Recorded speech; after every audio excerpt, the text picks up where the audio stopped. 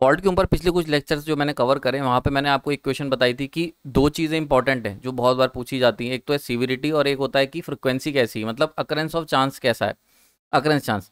तो सीविरिटी के मामले में ट्रिपल एल सबसे ज़्यादा सीवियर है, और होने के चांसेस में कि मतलब कितना फ्रिक्वेंटली होता है, तो 2% के अप्रॉक्स चांस होते हैं कि ट्रिपल एल फॉल्ट होगा, ठीक है। तो ये सारी चीज़ें हम लोगों ने चर्चा करी थी ना। एक इंपॉर्टेंट मैंने स्टार मार्क करके आपके लिए छोड़ा था, आपको याद होगा कि ट्रिपल एल फॉल्ट सबसे ज़्यादा सीवियर है और सबसे कम सीवियर है एलजी। लेकिन अगर ट्रिपल एल फॉल्ट जो है ये चीज़ हमने बताई थी, लेकिन स्टार मार्क कर रखा था। स्टार का क्या मतलब था, लास्ट मैंने एक लाइन छोड़ी थी कि अगर लोकेशन जो फॉल्ट की है वो अल्टरनेटर से दूर है, far away from the alternator, तो अगर अल्टरनेटर से दूर होगी तब तक ये वाली इक्वेशन जो है वो वैलिड है। यानी कि जो लाइन लिखी हुई है कि triple L is most severe than L G, ये तभी तक वैलिड है जबकि जब फॉल्ट अल्टरनेटर से दूर हो रहा है। नाउ ऐसा क्यों है और क्यों ये चीज़ें बदल जाती हैं, इसके बारे में आज चर्चा करेंगे। तो यहाँ पे कहा क्या जा रहा है, अगर मैं आपको एक विजुलाइज करके दिखाऊं कि फॉर एग्जांपल ये अल्टरनेटर है हमारे पास और ये ट्रांसमिशन लाइन आगे चल रही है, ठीक है। अगर फॉल्ट हमारा ट्रांसमिशन लाइन पे कहीं होता है, ठीक है, जो कि अवे फ्रॉम द अल्टरनेटर है, तो ऐसे केस में आई जो फॉल्ट का जो लेवल है वो ट्रिपल एल फॉल्ट में ज़्यादा होगा compare to the L G. वहीं पर अगर यही सेम फॉल्ट, ठीक है, अगर यही सेम फॉल्ट आपका हो जाता है नियर द अल्टरनेटर, तो ऐसे केस में क्या होगा, फॉल्ट में जो एलजी फॉल्ट है वो ज़्यादा सीवियर हो जाएगा compare to the triple L. तो अब ऐसा कैसे होगा इसके बारे में आज चर्चा करेंगे। तो आज का पूरा लेक्चर इसी प्रॉब्लम को हम लोग सॉल्व करेंगे। काफ़ी कॉम्प्लेक्स प्रॉब्लम थी, और कॉम्प्लेक्स इसलिए क्योंकि मैं बहुत सारे लोग, आप लोग जो एमसीक्यू की तैयारी करते हैं, जो जेई या ए लेवल की तैयारी करते हैं, उनको ये लाइन पता तो होती है कि ठीक है, लेकिन इसके पीछे का रीज़न बहुत कम लोग जानते हैं कि आखिर ऐसा कैसे हो जाता है, ठीक है। तो यही यही चीज़ों के लिए, यही बारीकियां सिखाने के लिए ये लेक्चर मैंने डिज़ाइन करा हुआ है, ठीक है। तो ये चैनल पे हम लोग ना केवल कॉन्सेप्ट बल्कि उनके पीछे की बैकग्राउंड जो है उसके ऊपर भी चर्चा करते हैं। तो स्टार्ट करते हैं, बहुत कुछ सीखने को आपको आज मिलेगा। तो अगर हम बात करते हैं सिमेट्रिकल फॉल्ट की, तो सिमेट्रिकल फॉल्ट का जो फॉर्मूला होता है सिंपल सी, वो फॉल्ट करंट की जो वैल्यू होती है E/x1 है, ठीक है। वहीं पर जो एलजी फॉल्ट होता है उसका फॉर्मूला इतना लंबा चौड़ा सा फॉर्मूला होता है जिसमें ऊपर न्यूमरेटर के अंदर 3 टाइम्स ई तो होता है, बट नीचे जो डिनोमिनेटर है उसके अंदर इतनी लंबी चौड़ी पूरी बारात चल रही होती है। यानी कि x1 भी है, x2 भी है, x0 भी है और 3xn भी है। क्या क्या मतलब हो गया, ई तो दिखा रहा है कि ऑपरेटिंग वोल्टेज कितना है, x1 मतलब पॉजिटिव सीक्वेंस, x2 मतलब निगेटिव सीक्वेंस, x0 मतलब जीरो सीक्वेंस एंड xn मतलब न्यूट्रल का रिएक्टेंस, ठीक है। मतलब अगर कोई अल्टरनेटर है हमारा, तो उस अल्टरनेटर को जब हम ग्राउंड करते हैं तो वो जो ग्राउंडिंग वायर है उसका कितना रिएक्टेंस है उसको मैंने एक्सएन लिख रखा है। क्लियर हो गया यहाँ पर। अगर हम इसे सॉलिडली ग्राउंड करेंगे, मतलब ये अल्टरनेटर है और इसे इस तरीके से डायरेक्टली बस वायर से, मोटे तार से जोड़ देंगे, तो ऐसे केस में एक्सएन की वैल्यू 0 हो जाएगी, ठीक है। नाउ ये जो सारी चीज़ें हैं x1 x2 x0, ये सीक्वेंस कंपोनेंट है, ये तब पिक्चर में आते हैं जब अनबैलेंसिंग होती है मेनली, ठीक है। क्लियर हो गया यहाँ पर। अब क्योंकि ट्रिपल एल फॉल्ट की बात करें तो कोई भी अनबैलेंसिंग नहीं है, सिमेट्रिकल फॉल्ट है, तो इसीलिए इसके अंदर केवल x1 मौजूद रहेगा और x2 और x0 नहीं आएंगे। ये तब आएंगे जब जैसे फॉर एग्जाम्पल एलजी फॉल्ट हुआ तो एक लाइन ही केवल हमारी ग्राउंड से टच हुई, बाकी दो में ऐसा नहीं हुआ।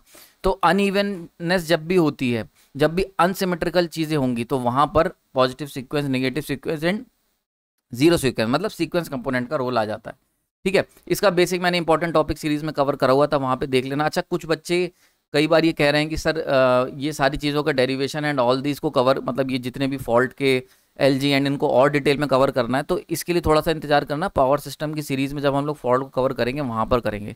देखो, स्विच गियर प्रोटेक्शन में हमारा मेन काम है पावर सिस्टम को बचाया कैसे जाए, प्रोटेक्ट कैसे करा जाए और सेंस कैसे करा जाए उसको सीखना।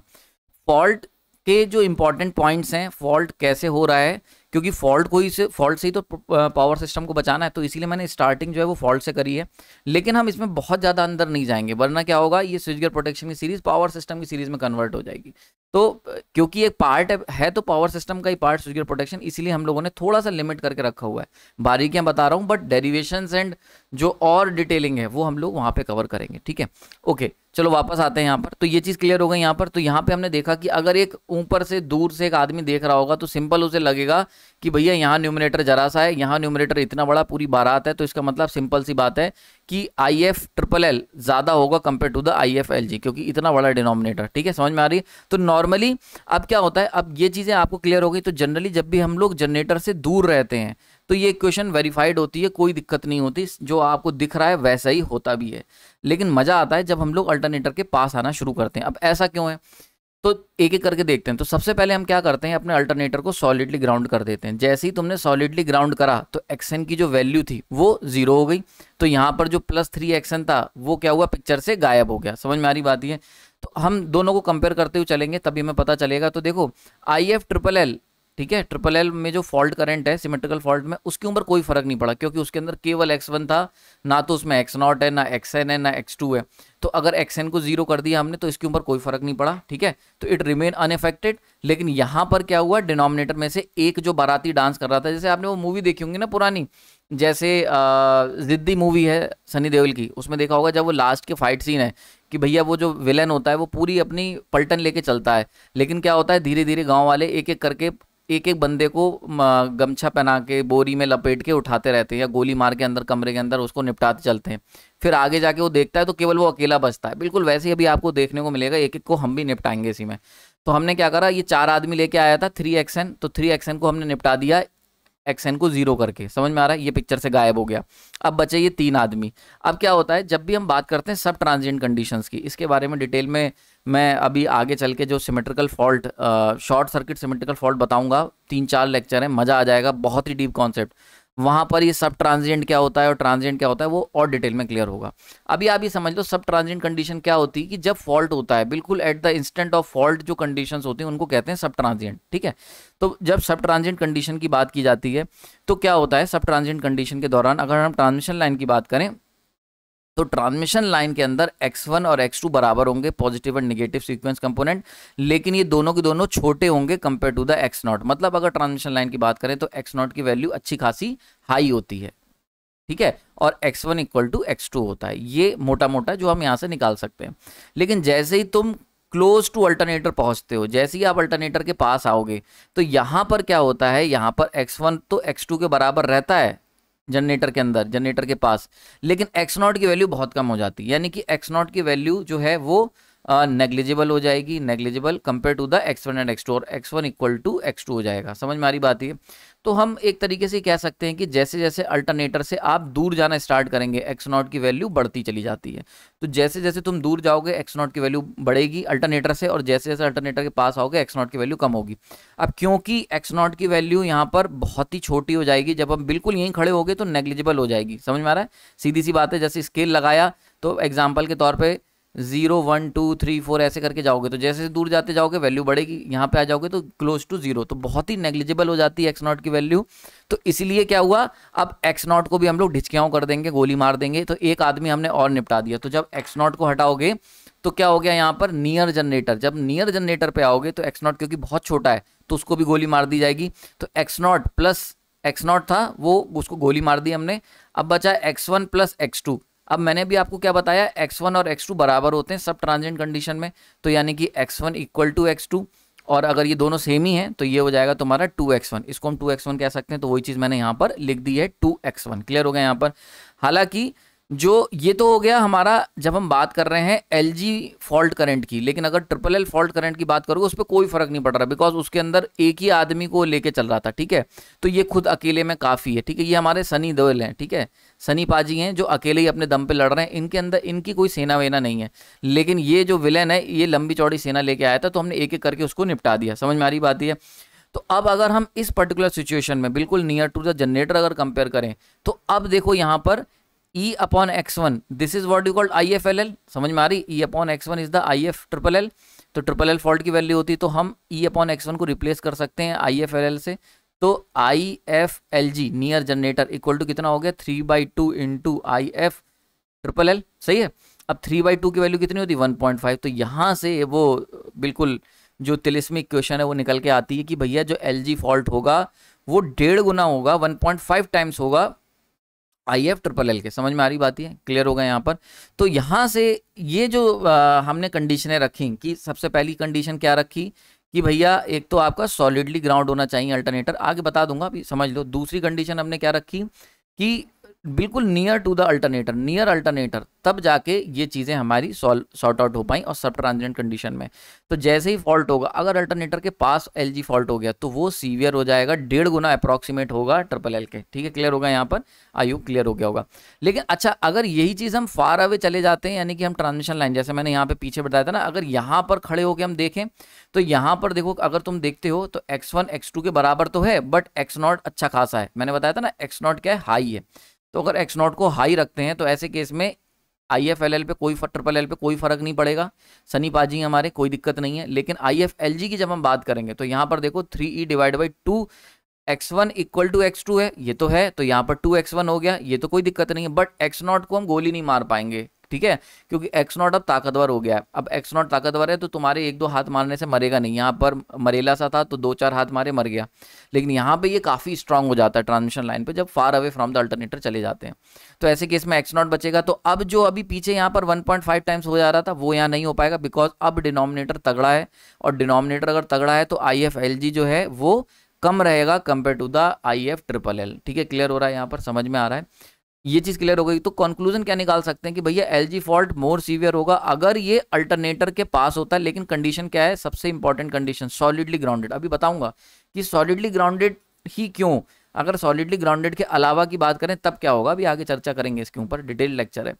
ठीक है, तो सॉलिडली ग्राउंडेड अल्टरनेटर होगा तभी ट्रिपल एल फॉल्ट जो होगा उससे ज्यादा LG फॉल्ट होगा सेम लोकेशन पे। समझ में आ रही बात ही, इतनी चीज क्लियर हो गई आपकी। नेक्स्ट हम लोग बात करते हैं कि बार बार मैं कह रहा हूँ सॉलिडली ग्राउंडिंग, तो अल्टरनेटर की ग्राउंडिंग का क्या लेना देना है, मतलब अगर सॉलिडली ग्राउंड नहीं हुआ तो क्या होगा, तो जरा उसको समझ लेते हैं। तो मैंने आपको जब लेक्चर स्टार्ट करा था तो मैंने बताया था कि भाई IFLG इज इक्वल टू होता है 3E डिवाइड बाई, पूरी बारात लिख लेते हैं जो उनके विलन थे, x1 x2 plus x0 plus 3xn, याद आया। तो इन सब में अगर आप ध्यान से देखोगे तो सबसे ज्यादा खतरनाक जो है वो 3xn है। मतलब क्यों, क्योंकि xn जितना भी होगा उसके 3 गुना यहाँ पर लिखा जाएगा। तो मतलब अगर हम लोग ध्यान से देखें तो xn की जरा सी भी वैल्यू, अगर हम लोग xn की वैल्यू 0.1 भी लेते हैं तो तुरंत ही वो 3 से मल्टीप्लाई हो जा रही है।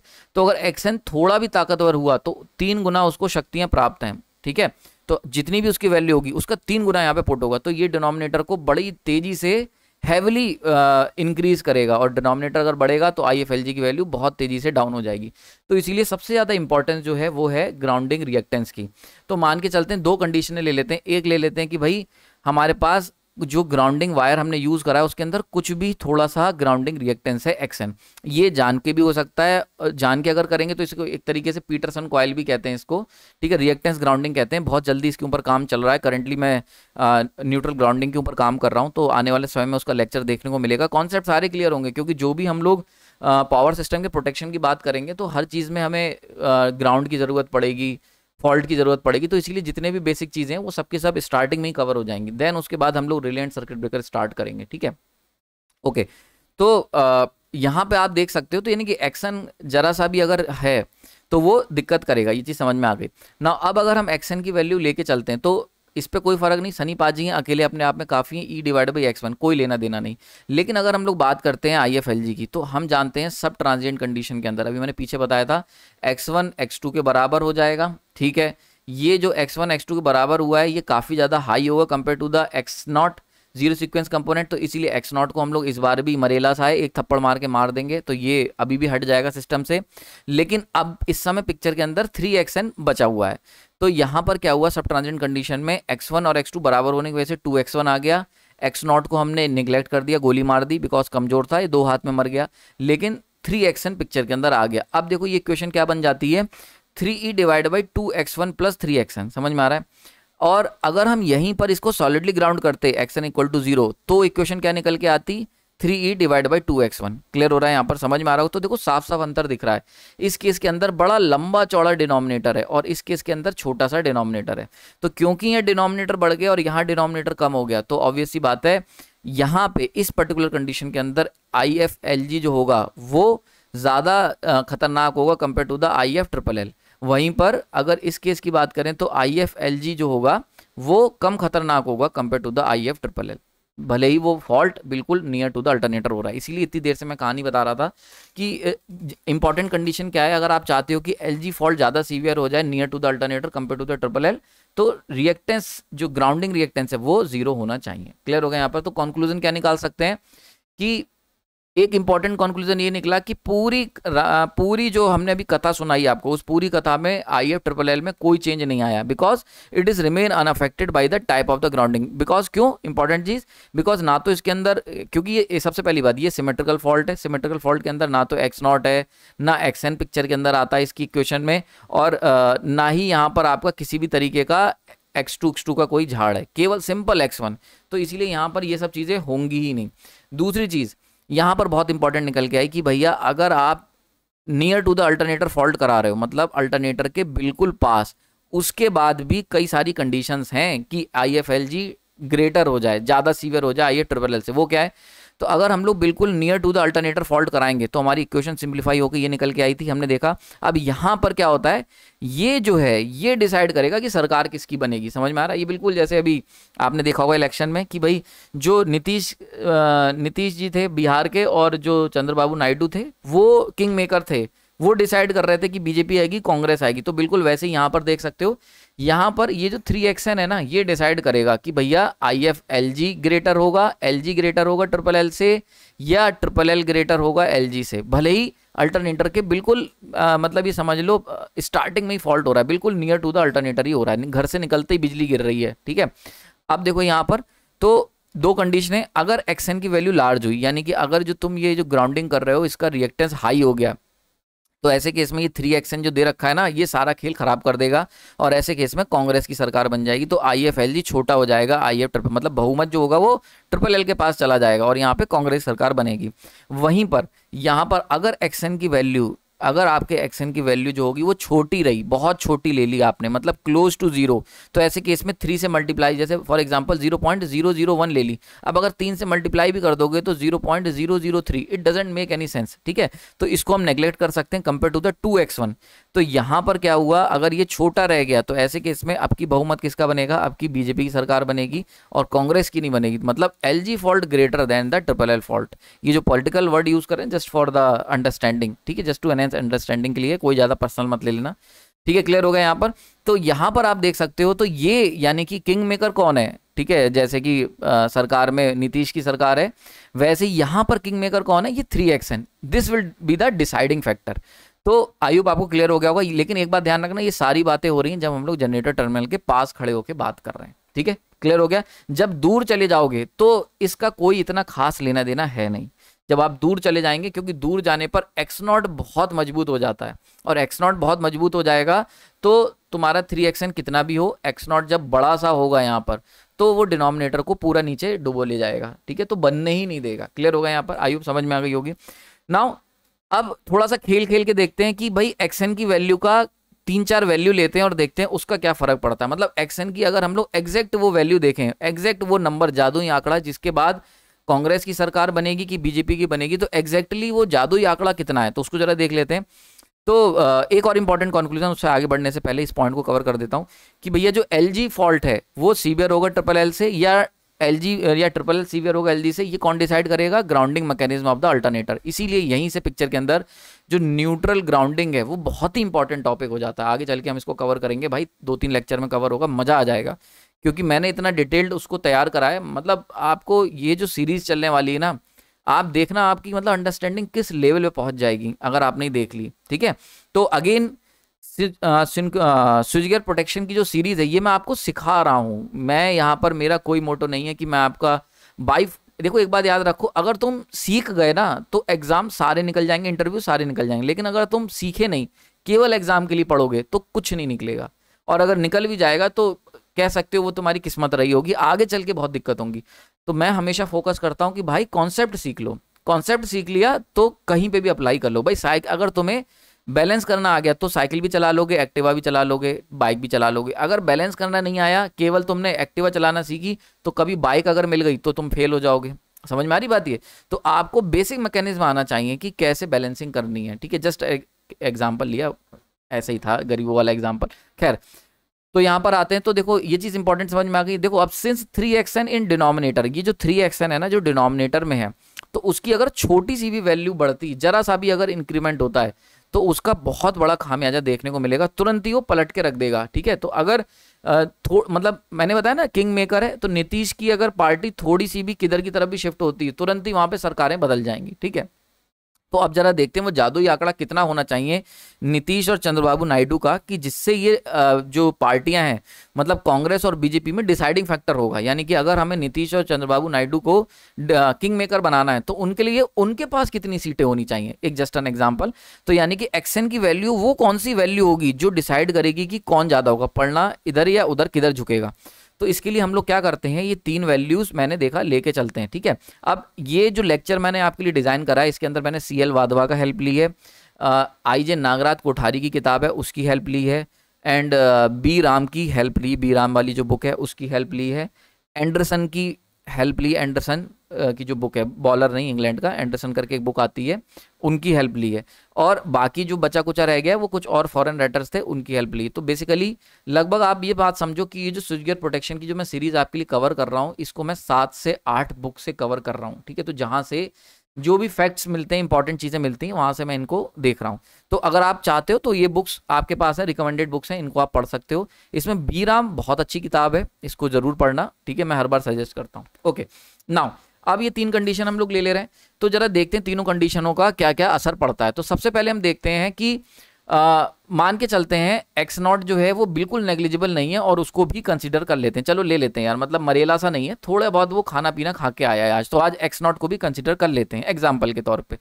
तो यहाँ पर सबसे पहले था कि xn की वैल्यू अगर हमारी हो जाती 1/3 x1 माइनस x0। ठीक है, अगर इसके बराबर हो जाती तो अगर एक्शन इतना है तो इसको यहां पर पुट कर दो इस फॉर्मूले में जो स्टैंडर्ड फॉर्मूला है। ठीक है, बस एक चीज हमने कर रखी, सब ट्रांजिएंट कंडीशन में x1 और x2 को बराबर कर रखा है, तो 2x1 यहाँ पे आया हुआ है वहां से। ठीक है, तो 2x1 हो गया 3, अब xn की जगह कितना आ गया 1/3 x1 minus x0 plus x0। अब जरा इसको अगर हम सॉल्व करेंगे तो 3 से 3 कैंसिल हो गया, तो आ जाएगा 2x1 plus x1 minus x0 plus x0, तो x0 से x0 कैंसिल हो गया, और ये बचा 2x1 प्लस x1, यानी कितना हो गया, ये हो गया 3x1। तो ऊपर 3e नीचे 3x1, तो 3 से 3 कैंसिल हो गया, ना ये आ गया e अपॉन x1। अब ये तो कुछ सुना सुना सा लग रहा है ना, देखेला सा लग रहा है ये, तो ये कहाँ देखा था हमने भाई, ये देखा था हमने, दिस इज IF/LL। तो यहां से क्या हुआ कि अगर xn की वैल्यू, यानी कि अगर जो तुमने अल्टरनेटर का जो न्यूट्रल ग्राउंडिंग कर रहे हो उसके अंदर जो तुमने रिएक्टेंस यूज करा है उसकी वैल्यू अगर इतनी हो गई, तो ऐसे केस में अगर बिल्कुल अल्टरनेटर के पास फॉल्ट होता है तो LG फॉल्ट होगा, उसकी वैल्यू इक्वल हो जाएगी LLL के, यानी कि सिविरिटी दोनों की बराबर होगी। यहां से देख सकते हैं, तो IF/LG इक्वल टू IF/LL। समझ में आ रही बात ये, यानी कि अगर चंद्रबाबू नायडू और नीतीश के पास इतनी सीटें आ गई, तो ऐसे केस में बीजेपी और कांग्रेस दोनों बराबर बराबर चांस हैं आने के। समझ में आ रही बात है, तो टाई हो जाएगा पूरा का पूरा गेम। क्लियर हो गया यहाँ पर।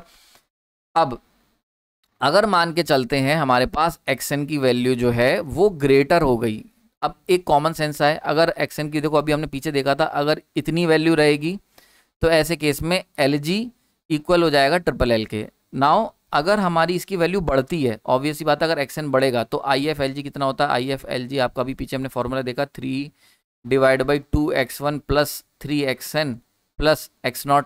तो ऑब्वियस सी बात है अगर xn की वैल्यू को बढ़ाओगे, ठीक है, तो बढ़ाने से क्या होगा, डिनोमिनेटर बढ़ेगा, यही बात लिखी हुई, डिनोमिनेटर बढ़ेगा, और डिनोमिनेटर बढ़ेगा तो जो पर्टिकुलर हम निकालने की कोशिश कर रहे हैं वो क्या होगा, डाउन हो जाएगा, तो IF/LG की वैल्यू डाउन हो जाएगी। तो अगर यानी कि क्या हुआ, अगर xn की वैल्यू इससे ज्यादा हुई, ठीक है, तो ऐसे केस में क्या होगा, ऐसे केस में IF/LG कम हो जाएगा। समझ में आ रही, IF/LG के सत्ता में आने के चांसेस कम हो जाएंगे। वहीं पर अगर xn की वैल्यू लेस देन हुई तो वही same equation, IF equal to 3e divide by 2x1 plus x0 plus 3xn। अब देखो ऑब्वियस सी बात है, जब xn की वैल्यू 1/3 x1 माइनस x0 हो रही थी तो IF इक्वल हो जा रहा था IF/LL के, लेकिन जैसे ही हम इसकी वैल्यू को इस पर्टिकुलर वैल्यू से भी कम कर देंगे तो ऑब्वियस ही बात है, अब क्या होगा, डिनोमिनेटर छोटा हो गया, डिनोमिनेटर छोटा हो गया तो IF/LG बढ़ जाएगा कंपेयर टू द IF/LL। तो यानी कि क्या हुआ कि इंपॉर्टेंट चीज क्या निकल के आई कि भैया अगर मान के चलते अल्टरनेटर है और उसमें सॉलिडली ग्राउंड है तो कोई शक ही नहीं है, और अगर फॉल्ट बिल्कुल इसके दरवाजे पे हो गया, अल्टरनेटर के बिल्कुल गेट पे, तो ऐसे केस में IF/LG श्योर शॉट सीवियर होगा IF/LL से, कोई दिक्कत नहीं है। बट दिक्कत तब आती है जब हमने अल्टरनेटर को रिएक्टेंस ग्राउंडिंग के थ्रू ग्राउंड कर रखा है। ऐसे में 3 कंडीशनें हो सकती हैं, ठीक है। अगर xn की वैल्यू इक्वल हो गई आपकी 1/3 x1 माइनस x0 के, तो ऐसे केस में ट्रिपल एल फॉल्ट इक्वल हो जाएगा LG के, यानी सीविरिटी बराबर। अगर xn की वैल्यू ग्रेटर देन हो गई 1/3 x1 माइनस x0 से, तो कोई शक ही नहीं रह गया, कोई दिक्कत ही नहीं है, तो ट्रिपल एल फॉल्ट ही सीवियर होगा LG से। लेकिन एक बहुत इंटरेस्टिंग केस आया कि भाई हमने रिएक्टेंस ग्राउंडिंग भी करी है और उसके बाद भी LG की वैल्यू ग्रेटर हो जाए ट्रिपल एल से। ये केवल तब होगा अगर आपने रिएक्टेंस ग्राउंडिंग करी है बट रिएक्टेंस की वैल्यू लेस देन है 1/3 x1 माइनस x0 से। समझ में आ रही है? तो एक और मतलब सिंपल सी बात अगर मैं करूं तो हमने कहा कि अल्टरनेटर अगर सॉलिडली ग्राउंड होगा तभी तुम अजय अमर रहोगे, यानी तभी LG फॉल्ट ज्यादा सीवियर होगा ट्रिपल एल से। बट लोगों ने कहा कि सर छोटी सी मोहलत दे दो, xn की वैल्यू मान लेते हैं हम रिएक्टेंस ग्राउंडिंग कर दे रहे हैं, तो एक ऐसा केस दे दो जिसमें हमारी जान बच जाए, मतलब जिसमें BGP जीत जाए, LG ग्रेटर हो जाए ट्रिपल एल से। तो हमने कहा जा भाई तेरे को आशीर्वाद देता हूं, अगर xn की वैल्यू कम रह गई 1/3 x1 माइनस x0 से, मतलब अल्टरनेटर के अंदर बहुत इंपॉर्टेंट चीज है, अल्टरनेटर के अंदर अगर आपने रिएक्टेंस ग्राउंडिंग करी है तो सो मत जाना ये सोच के कि यहाँ पर ट्रिपल एल ही सबसे ज्यादा सीवियर होगा। अगर आपने रिएक्टेंस ग्राउंडिंग करी है और उस रिएक्टेंस ग्राउंडिंग का जो रिएक्टेंस xn वो अगर छोटा रह गया 1/3 x1 माइनस x0 से, तो भी LG फॉल्ट ही सीवियर होगा। समझ में आ रही बात है? तो भी LG फॉल्ट सीवियर होगा ट्रिपल एल से। आई होप आपको समझ में आ गया होगा, पूरा कॉन्सेप्ट क्लियर हो गया होगा। फॉर्मूले एक अलग चीज है, देखो एक बात समझो, ये सारी चीजें बुक्स में भी दी हुई हैं, बट एक फॉर्मूला एक अलग चीज होती पता होना, और नॉलेज एक अलग चीज होती, कॉन्सेप्ट एक अलग चीज होती। तो मैं यहाँ पर आपको कॉन्सेप्ट क्लियर कर रहा हूँ कि आखिर हो क्या रहा है, कहानी क्लियर होनी चाहिए, ठीक है। तो यहाँ पे अगर हम इनका एक चार्ट बना लें एक सिंपल सा, तो भाई बिल्कुल सेंटर में अगर हम चलते हैं तो IF मतलब xn की वैल्यू अगर 1/3 x1 माइनस x0 अगर इतनी हुई तो दोनों फॉल्ट बिल्कुल बराबर होंगे, ठीक है। अगर यहीं पर xn ग्रेटर, अगर हम राइट साइड में जाते हैं मतलब xn की वैल्यू बढ़ती है इससे, तो ऐसे में क्या होगा, डिनोमिनेटर एक्सपेंड करेगा, और डिनोमिनेटर एक्सपेंड करेगा तो IFLG छोटा रह जाएगा।